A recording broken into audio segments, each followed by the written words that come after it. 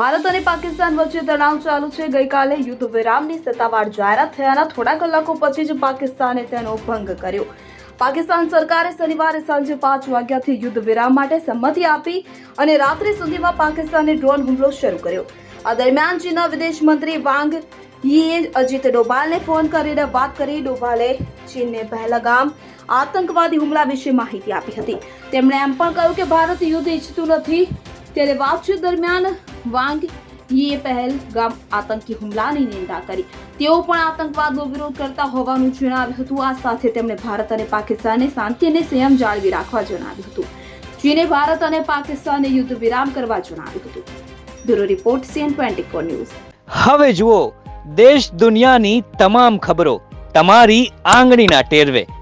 ઉઠાવો મોબાઈલ અને Google Play Store પરથી ડાઉનલોડ કરો અમારી CN24 ન્યૂઝ મોબાઈલ એપ।